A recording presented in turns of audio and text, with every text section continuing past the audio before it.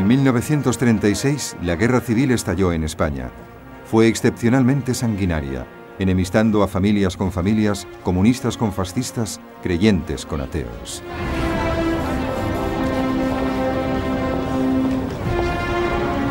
En 1931, un gobierno de izquierdas llegó al poder determinado a acabar con la monarquía secular española. El rey Alfonso XIII se vio obligado a partir al exilio y se declaró la República.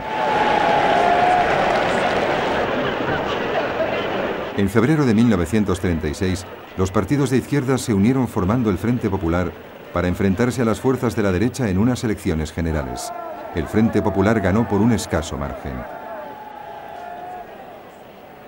A pesar de que su programa de reformas era moderado, una oleada de huelgas y de confiscaciones de tierras hizo temer a la derecha que una toma del poder por parte de los comunistas era inevitable. En el ejército español, que era desde hacía largo tiempo un bastión del pensamiento conservador y católico, los oficiales de alto rango empezaron a considerar la posibilidad de un golpe de Estado. Entre ellos se hallaba el general Francisco Franco, un ex jefe del Estado Mayor, que de hecho había sido alejado de la península para dirigir las fuerzas españolas en las Islas Canarias. El 17 de julio de 1936, las unidades del ejército que luchaban contra las guerrillas en la colonia española en Marruecos se amotinaron. Al día siguiente, Franco se apresuró a unirse a ellos, proclamando un nuevo movimiento nacional que tenía que salvar a España del comunismo. Así las cosas, las guarniciones de la península se unieron al alzamiento.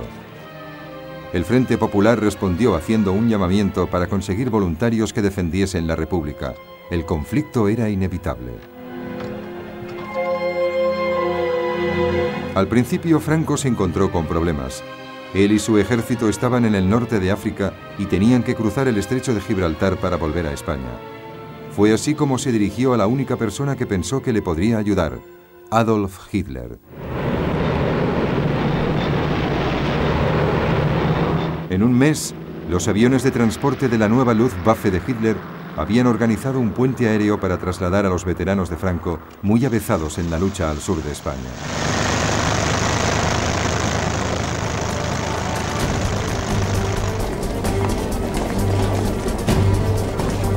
Pero en esta fase parecía que la República aún tenía ventaja.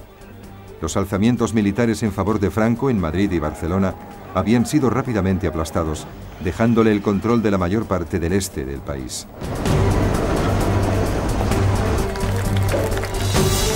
Los nacionales de Franco quedaron confinados sobre todo al noroeste y parte del sur de España.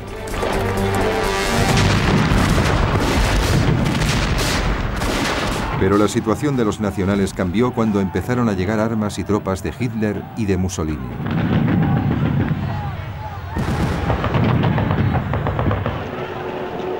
El dictador alemán aprovechó la oportunidad para probar su nuevo equipamiento y sus fuerzas armadas que se hallaban en pleno desarrollo. Los primeros tanques Panzer fueron enviados junto con unos 12.000 soldados. Mientras tanto, la Luftwaffe desplegó a la Legión Cóndor con sus bombarderos y aviones de combate ultramodernos.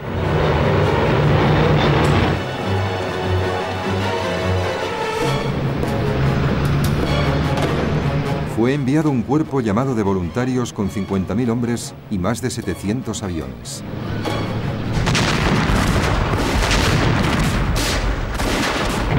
Los republicanos solicitaron en vano la ayuda de Gran Bretaña, Francia y la Unión Soviética. Pero Londres y París temían que se desencadenase una guerra europea y proclamaron una política de no intervención.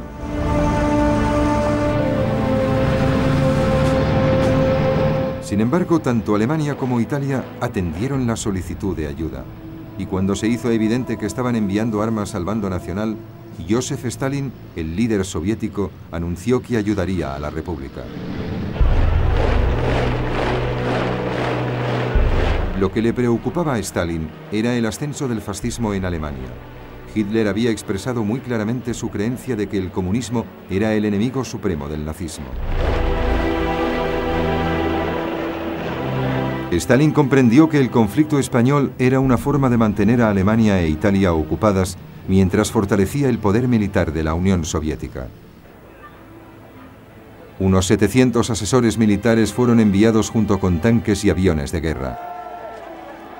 Era algo, pero no lo suficiente para poder contrarrestar la ayuda que Franco había recibido de Hitler y Mussolini. De hecho, la fuente más importante de ayuda a la República no provino en absoluto de un país, sino de los voluntarios, las brigadas internacionales. Unos 30.000 norteamericanos, británicos, franceses y alemanes de izquierdas se alistaron para combatir en España.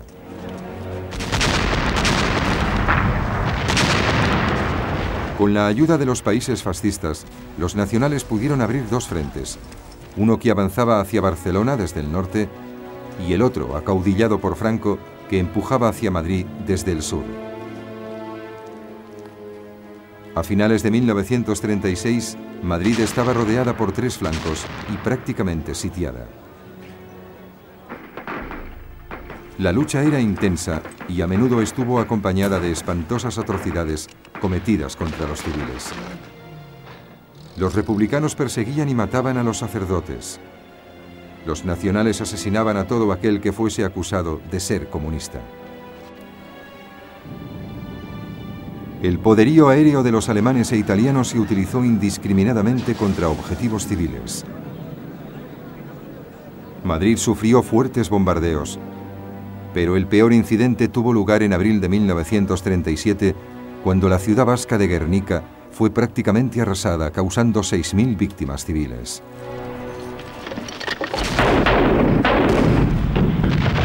La zona controlada por la República se vio progresivamente reducida. Sus fuerzas luchaban con gran valor, pero sus combatientes insuficientemente entrenados y equipados no podían competir con los soldados profesionales dirigidos por Franco y con el armamento moderno combinado de Italia y Alemania. A la vez que la guerra se prolongaba, la lucha alrededor de Madrid se convirtió en un símbolo de la determinación de la izquierda de no dejarse aplastar por la dictadura franquista. Pero entre bastidores, la alianza republicana se estaba desmoronando. Los comunistas y socialistas deseaban concentrarse en obtener una victoria militar. En cambio, los ideales de anarquistas y sindicalistas estaban más próximos a considerar la guerra como una oportunidad para llevar a cabo una revolución obrera generalizada. Estos desacuerdos se manifestaron abiertamente en mayo de 1937. La lucha se desencadenó en Barcelona entre anarquistas y comunistas, lo que supuso un fatal debilitamiento de la causa republicana. A finales de 1938, los nacionales habían acorralado a sus enemigos en un enclave reducido cuyo centro era la ciudad de Barcelona y en otro que se extendía desde Madrid hasta la costa.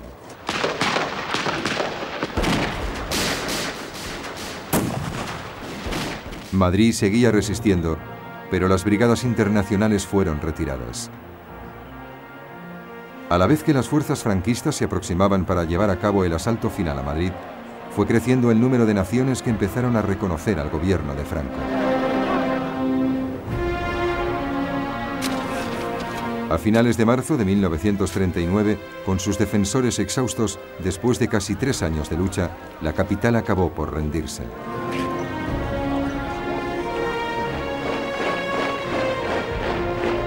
Al cabo de un mes, Franco proclamó formalmente el fin de las hostilidades.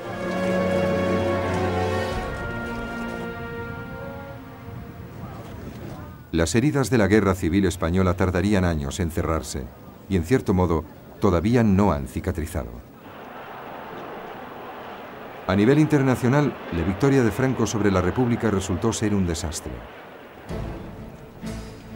Hitler y Mussolini vieron confirmada su creencia de que las democracias británica y francesa eran impotentes para soportar cualquier presión real. Mientras, Stalin había perdido la esperanza respecto a la voluntad de estas naciones de enfrentarse al fascismo. Hitler en particular vio que el camino estaba abierto para poner en práctica sus agresivas políticas esbozadas en Mein Kampf. Incluso antes de que la Guerra Civil Española finalizase, sus ejércitos ya se habían puesto en marcha.